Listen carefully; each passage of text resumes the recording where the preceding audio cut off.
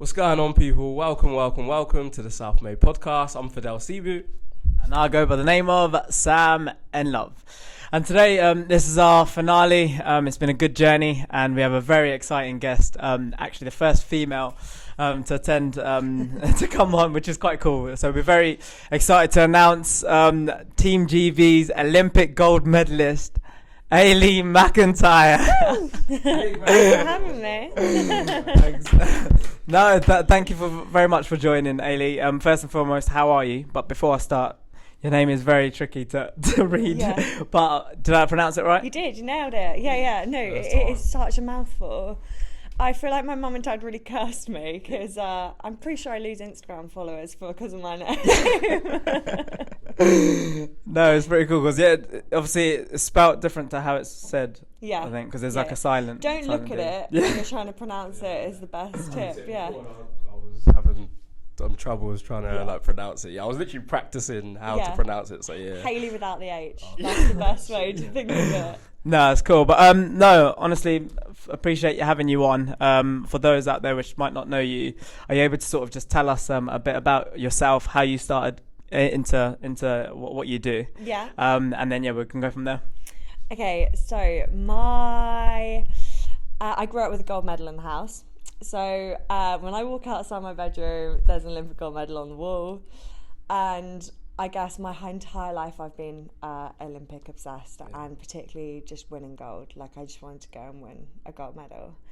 So my dad won a gold in 1988 in Seoul, also in sailing, and to be honest, I wanted to go as anything but a sailor to the Olympics. Oh, really? Yeah, I wanted to go like running or rowing or anything, netball for a bit till I realised it wasn't in the games. So yeah, I just needed to go to the Olympics and win gold, but it turned out I was quite good at sailing, So you always wanted to be in the Olympics, no matter what? Yeah. Basically, yeah. I just wanted to go and I wanted to win. That's incredible. That is mad, isn't it? Because I was always I was intrigued to know why, what got you into what you do. Do you know what I mean? Yeah. Yeah. So that's. I think some kids, some people, they just fall in love with sport, and then over time it becomes I could go to the Olympics doing this. I'm pretty good at it. Whereas for me, it was like I knew what the Olympics was. I knew about it. I knew what winning gold was, and I wanted that. I wanted to go and do that. That's incredible because you say that because I always grew up watching the Olympics. I was like, wow, like these stars, Usain Bolt in particular. I was like, oh, this is amazing. I would love to go into the Olympics. But like you said, you touched upon the route to get there. Like, how the hell do you get to the Olympics? Yeah. Obviously, you see the stars on TV, but obviously you had a clear goal in mind, which is pretty phenomenal. But when did you actually start sailing? So I have sailed my whole life, but I guess when I properly started sailing, I was like 8. That's when I got the boat and started racing, it's quite young. Others are later, like Han, who I sailed with, she was a bit later, but honestly, there's nothing like it when you're that age and you get pushed out to sea in a boat and it's yours to do whatever you want with, go wherever you want. Like, it's so freeing. It's this really cool experience, and I think it's really empowering for kids. You get a lot of confidence from that. Was you ever scared at all? Yeah. Like at first, what was it like? Yeah. I was definitely scared. I made my dad sail alongside me once in his boat that was way bigger and faster. It was a nightmare for him to get me out of the harbour, because I was so scared. I didn't want to go. I was like, will you just sail with me? And always scared when a seal comes up next door to me still. That's very cool. And from your parents' perspective, obviously your dad won gold in 1988, as you said, in Seoul in Asia as well. I'll touch upon this because you obviously won in Asia as well. How was it in terms of support? Was your dad sort of pushing you towards sailing, or? No, like the absolute opposite. It's like I think it's like my mum's worst nightmare that I've chose to go to the Olympics. Like, the poor woman has been through so much stress dealing with me being at the Olympics and my dad being at the Olympics, and it's taken me a really long time.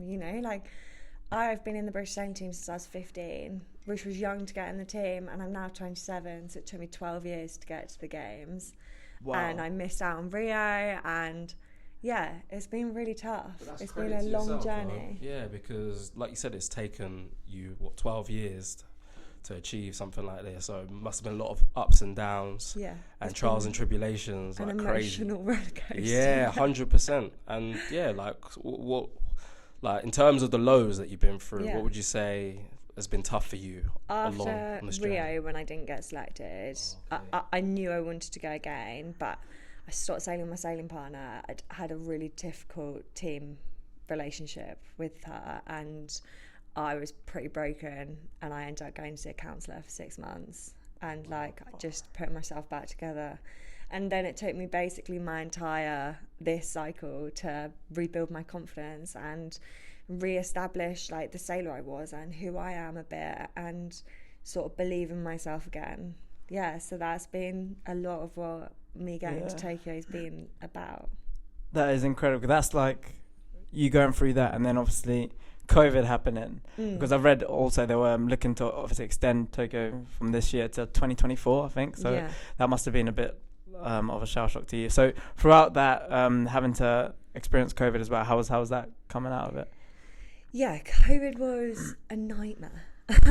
It was a nightmare because for a long time we were like, I wasn't worried when we were in COVID and the games was still going ahead. I sort of backed us. I thought we would bounce back maybe better than others from not sailing. But then when it was being discussed about it being cancelled, I just was like, it can't, like, what if it gets cancelled? And started having to make peace with my career, because my class is changing, so at the next Olympics I have to sail with a boy, and that comes with a whole host of other technical complications. And so goodness knows if I was going to be viable to win a gold at this next games. Like, I don't know. So for me, I knew we could go and win gold in Tokyo. I knew we were there. I knew we were good enough. So I was just like, oh my god, my one opportunity might be gone. No. And that was brutal. But then it got postponed, and I'm so grateful for that. And I'm actually really grateful we had another year. I think we were way better versions of ourselves. You feel like you needed that year to prepare, or? I think for me, mentally, that year was really, really good. Yeah. Like, I got to a point for the first time ever where I was proud of my career. Like, because when I thought it was going to be cancelled, I was like, I need to make peace with what I've done. Like, I'm world champion. We're undefeated going into this Olympics so far. Like, for the last year, last 4 events or something, we hadn't been beaten. And I was like, I can know going into this games that we would have been viable for a gold, and I just need to make peace with that. And then actually we had like a really tough year. All of the foreigners were able to train quite a lot more than us, particularly the Europeans. And so because we train a lot abroad, it's too cold here in the winter, and then all the lockdowns are happening. Then Brexit happened, we couldn't get out of the country, all of the Europeans could travel between themselves. Actually, the Spanish girls helped us get out of the country, which they probably regret now. But they got us a visa to get out of the country and get into Spain. So we were there for 5 weeks in January. And then we kept getting beaten. We couldn't beat the Spanish and the French to save our lives. Like, we kept making stupid mistakes. We weren't there. I was a bit like, oh my god, they've made a jump and we can't. Yeah. Was it at the start of the year? Sorry. Yeah, that was in like January, February time, and then we went to the Worlds and we weren't really on it. Made a bit of a hash of it.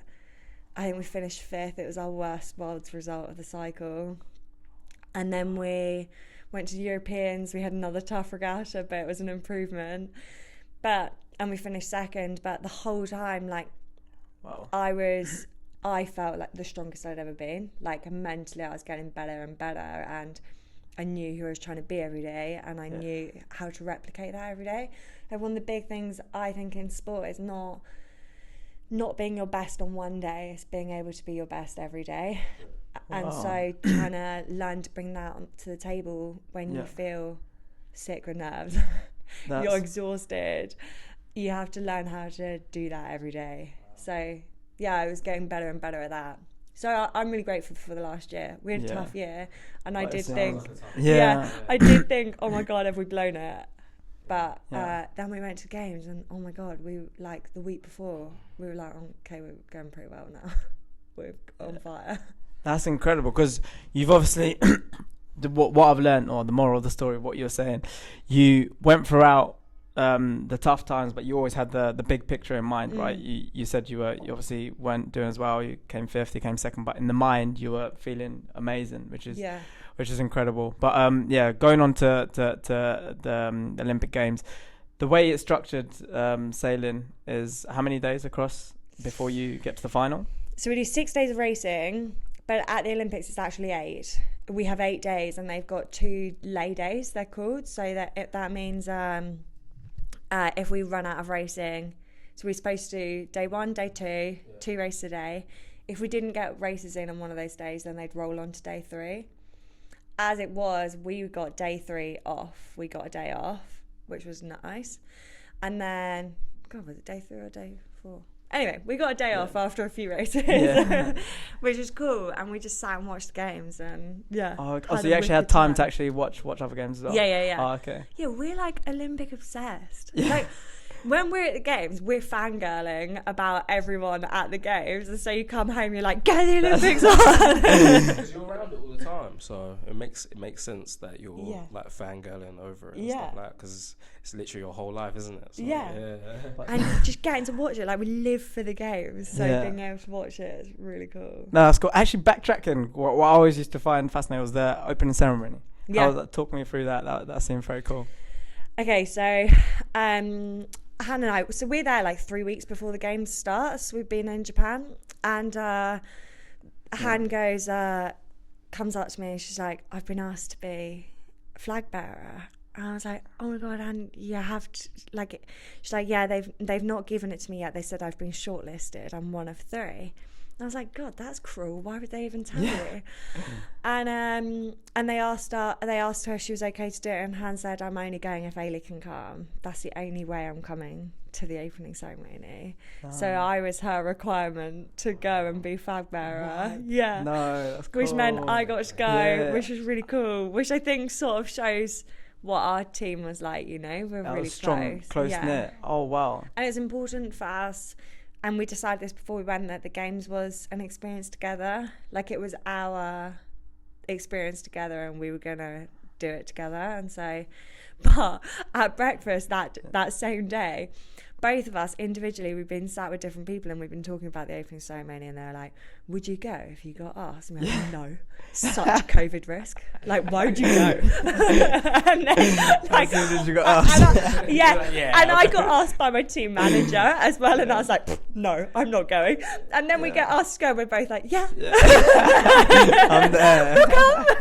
I'll change very quickly. So quickly. No, but that's pretty cool. But it must feel long, right? Because obviously every country has to go through.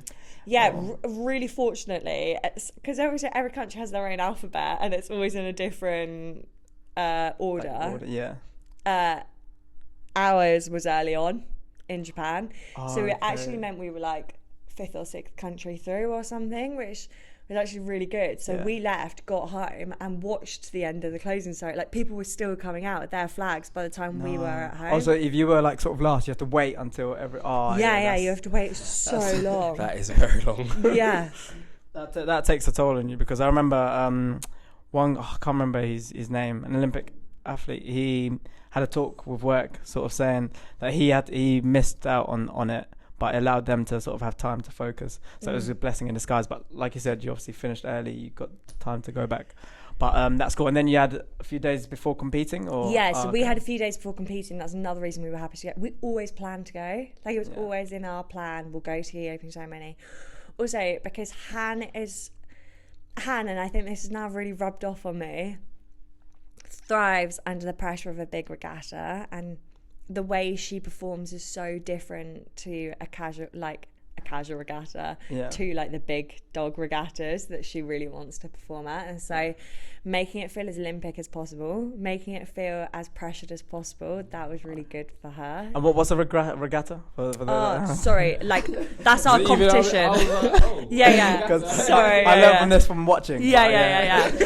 That's like our competition. Okay. It's called a regatta. Oh, okay. I don't know why. Why is it not called a competition? But It's pretty cool. Regatta. No, it's, that's cool. And another thing, sorry, but there's so many questions that I want to ask. The technique that you guys use. I was watching the race. Have you seen the You'd go TikTok? So I'm not gonna demonstrate it, but yeah, I was playing it. I'll definitely put it in the link in our page. But yeah, that killed me. Yeah, it is so funny. But it seems hard because you're on one side of the cell, and then you go into the next side. Then you what is that's. So Upwind, the old Upwind thrusting, that is that killed me. I know, it's so good, isn't it? I know, yeah. Basically, at a certain wind strength, so at 8 knots, a flag goes up, and that means we can do whatever we want to make the boat go faster.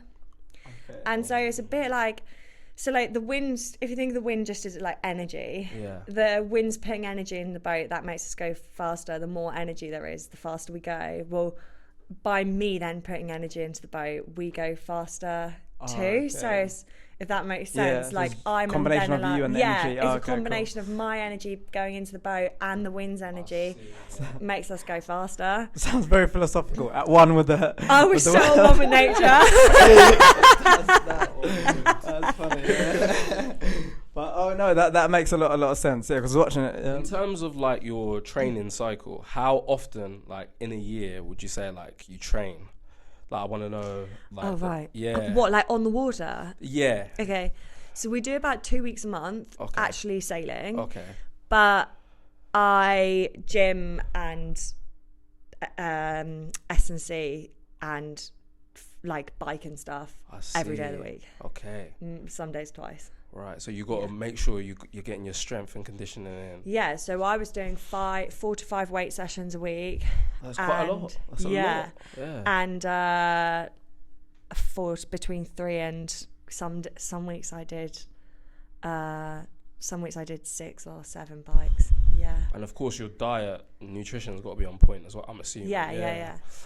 I mean that, like, it ebbs and flows, you know. Some weeks it's a down week, some weeks it's non-week. But yeah, I did a lot of gym to be able to do the hip thrusting. I was going to say, there must be a lot of core strength. Yeah. And just like my heart rate was max, like doing intervals for 45 minutes. Yeah. That's what we do, yeah.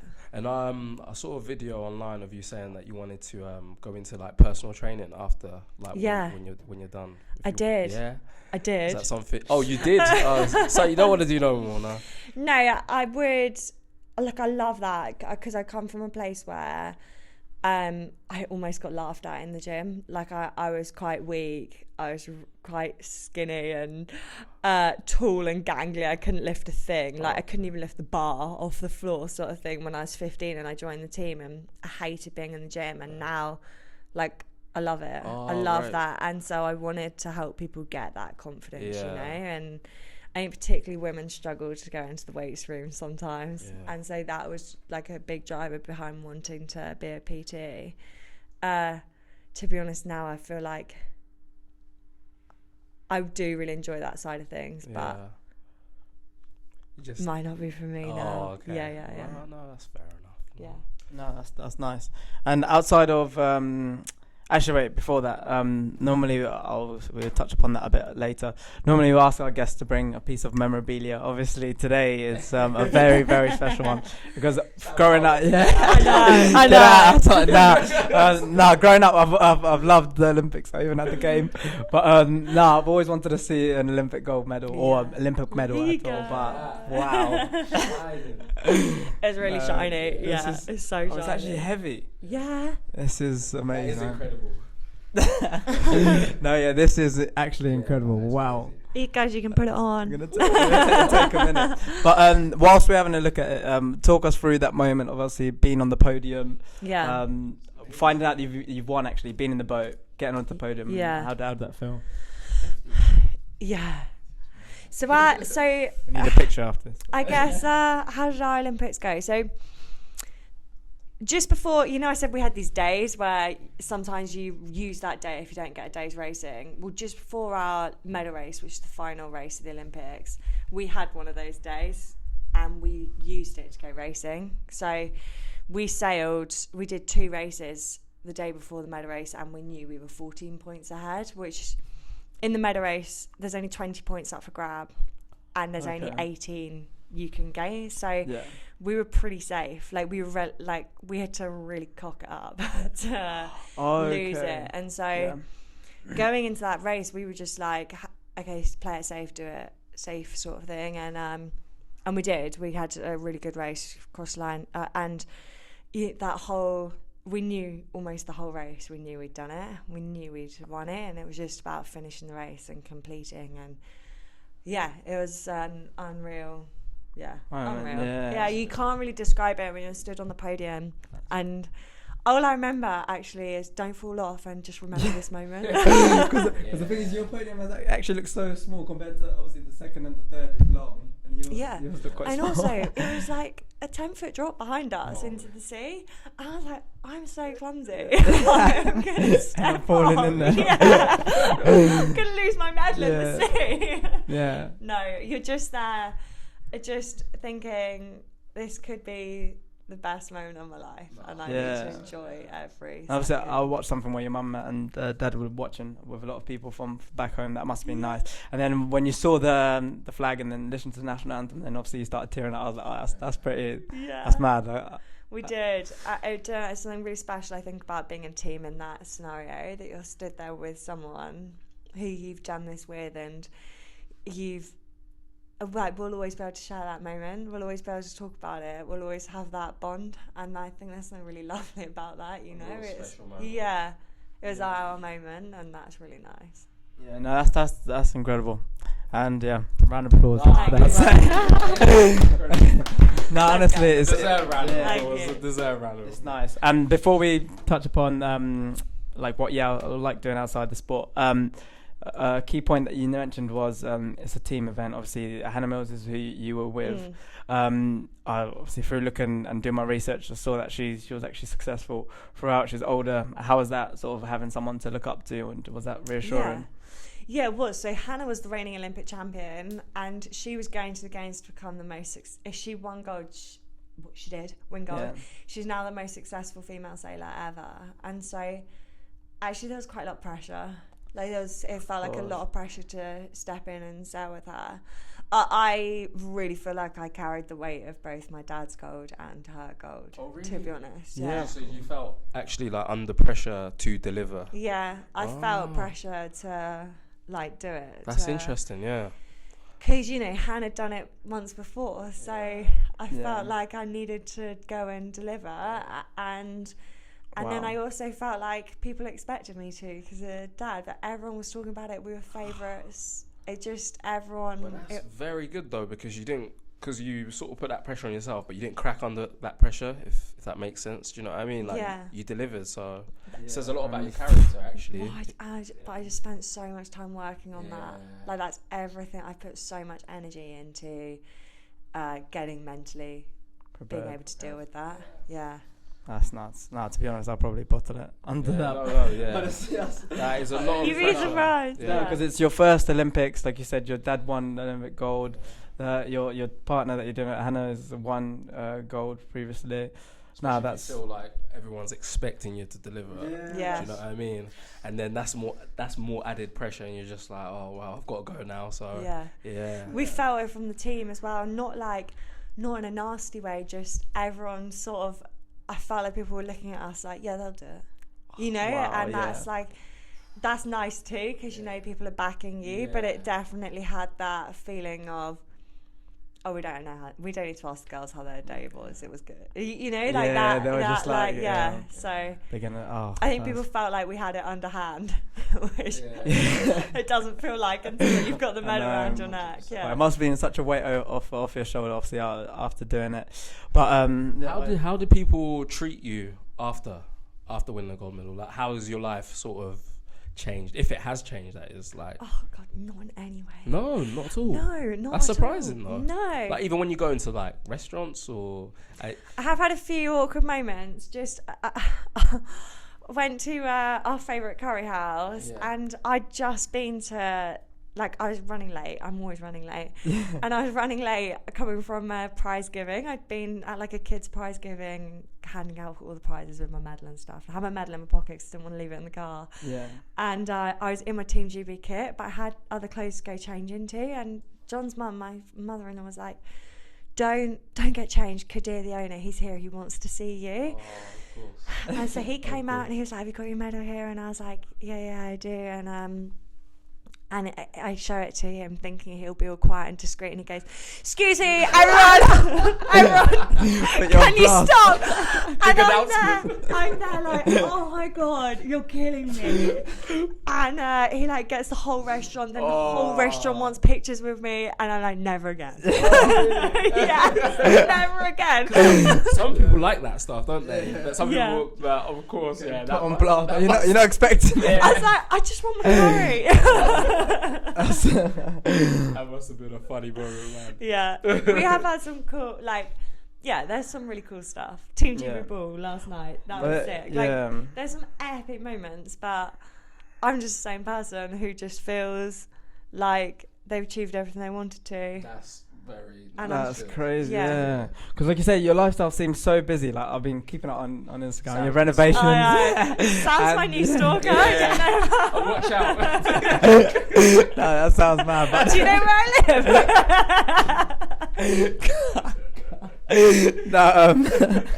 You're killing me. I'm a fan. But no, jokes aside, you seem like you do quite a lot. Do you ever? Is that not overwhelming, or because you've been to the prizes, the balls, you're on the Navy ship? You've been. No, I love it. Yeah, it seems like. It.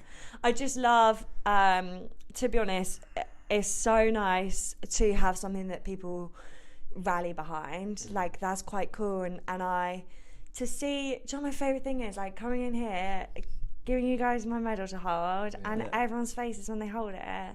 I'm just like, I love being able to give that to people. I love the fact that I've got something that I can give to people and they're like, this is cool. Yeah, and I just like it because of people's reactions, they love it. And that's so nice. Of course. No, that's... Even just holding it is just crazy, isn't it? But it brings the magic alive. Like, it really makes me live that moment, like the magic of the Olympics, and I love that. Nah, this is... I'm speechless, to be honest. But no, honestly, it's pretty cool. And then outside, this obviously brings us to the point. Outside of sailing, have you got any hobbies? It seems like obviously fitness is a big thing. Yeah. And I saw an interview about sustainability and stuff. Yeah, so outside of sailing, during our campaign, Han launched something called the Big Plastic Pledge, which I'm an ambassador of, and it's all about using athletes' voices to reduce the carbon, originally the plastic footprint of events across all sporting events, and now it's becoming more and bigger about just reducing the carbon footprint in general of events. And she's worked closely with the Olympics to try and when a country now takes it on, so for example France is going to be the most sustainable Olympics ever, and they're trying to every Olympics put new clauses in the contract so that the events are having less of an impact on the environment. And we've got to, we all love sport, everyone loves watching it, but we can also lead the way in showing things can be done a better way. It's a platform. And that was really important to us to try and make a change in that way. No, it's amazing, making a change. Another round of applause. Yeah, another round of applause. I've got a quick question because speaking to my brother, is this actually gold? Is it a gold medal? Because my brother was saying it's made out of recyclable. Yeah. It's mad fact. I didn't know. Yeah. So the Japanese, they took in got the whole country to give in old computers, old mobile phones, anything they could, and they recycled all the precious metals they found and made the medals out of them. But it's not solid gold, it's plated. Oh, okay. Yeah. Probably see a little scratch in it. Interesting. Yeah. From Fadel. Yeah. You have to pay to refurbish that. But no, that's pretty nice. And then sort of moving forward now, past the Olympics, what's your sort of plans? Is there time for you to rest, or are you getting back to it? Or had a lovely time off. Yeah. Yeah, which has been ace. To be honest, I am going back to do a few months to try out, but like I said, there's loads of changes, and I wanna know that, like I said, I've only ever been interested in going to Olympics and winning gold. So and you've ticked it off. if I'm not going to go, well, firstly, I've done it. Secondly, if I'm not going to be pushing for that at the next Olympics, I'm not going. Oh, I see. Okay. Wow. Yeah. That's what makes So champions mentality. Wow. that's amazing though. No, honestly, that's so wow. I'm going to give it a try. I'm going to give it a go. See how we get on. It's mad though, Yeah. because some people, they go to they're like, oh, I want to go to the Olympics one day, but you don't really hear people say, I want to win gold at the Olympics. Do you know what I mean? So you got Mamba mentality. Yeah, I know. It's just crazy. Like, I really believe I just have something with my dad. It's just in my DNA. Yeah, like my mum was like, she's such softy on the shore there, and my dad's like, yeah, but wait till you see her on the water. She's an animal. And that is why I'm like, I just am so competitive when it comes to, I gotta win. Yeah, have to. Yeah. By any means necessary. You gotta get that W. Yeah. No, that's pretty cool. But can you transfer your skills into another Olympic sport? Or? No, I mean, I could attempt rowing. I'm tall, but absolutely not. Am I doing that? No, because you actually are tall, to be honest. I didn't expect you to be this tall in person. I was like, wow. Yeah, no, it helps. Leverage helps on the boat. But no, I wouldn't. Partly just because there's other things I genuinely saw my life. Like, you know, you're a kid and you sort of plan out your life. How might you like a kid to look? Being the ambitious thing I was like, I'll go to Olympics. I want to go a medal. Then I'll probably go do something else. And that's what life will be. And that's what it's planned out to be. That's nuts. Because you're still very young. And then there's still, like, so much out there for you to do. So. And I like the idea of, but to be honest, I really love, for me, there's a bit of romance about going, I want to go a medal. Now I'm going to go conquer something else. That'd be cool. Yeah. And so. World's your oyster. Yeah. That's it. We'll see. Yeah, it's a bit scary too. I've never done a sail, so God knows what I'm going to do, but... definitely. Like, any sort of message for any kids that are, like, up and coming in the sailing sort of industry? And how people can get involved with sailing. Yeah. Because obviously water sports, like, I don't know a lot about water sports, so I'd like to. Actually, I'm desperate for there to be more water sports on the seafront in Portsmouth.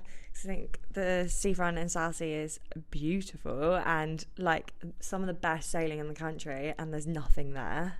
Like, no water sports whatsoever, no windsurfing, nothing. And I'm like, come on now, we've got to be doing something here. So that's one thing. But to get involved, the Andrew Simpson Foundation on Eastern Road, they're amazing. It's set up in the name of an Olympic sailor who died. He's actually a gold medalist himself, and it's set up in his name because he believed that sailing can offer children a huge set of skills to help them later on in life. Like, it's so good for leadership and confidence and figuring things out. You know, there's so much science behind it and so much. I also think being on the water is so good for your mental health. Like, there's not very many sports where you can do these days where you leave your phone behind, where you don't just have it in your pocket. You can't take it on the water with you. You don't have enough hands to, and so I think to have that, you know, hour and a half, 2 hours where you literally have no contact, no one can get hold of you because you're a mile away from your phone. And I think that's something really nice about that. Oh, amazing. But what would I say to up and coming kids? I always say, never stop learning, because you've never learned everything there is to learn. And I also say, it's a long journey. Give it its time and its respect it deserves. It takes a long time. Very inspiring. I'm taking that in. I need a bit of that as well. But no, honestly, I feel like we could obviously go on and speak more. There's so many other more questions, but really, it's been a pleasure having you on. I've really enjoyed that. We'll have to have you back. Yeah, have me back. Yeah, no, for sure. When I'm bumbling around doing nothing, I'll come back. I'll be keeping an eye on that. Yeah. Sam will be at my front door. This is sounding mad. Wow, I'm dead. But no, it's been good. And yeah, honestly, thanks for everyone which has been listening to us. It's the finale of season 1, and hopefully we've got more exciting things in season 2. For now, yeah, like Sam said, thank you for listening. Thank you for watching. Thank you for all the support during season 1. It's been a pleasure. Me and Sam and we've had some amazing guests on. It's just been really fun, really cool experience. But don't forget to obviously like, subscribe and comment. And yeah, we've been Self-Made. Peace out.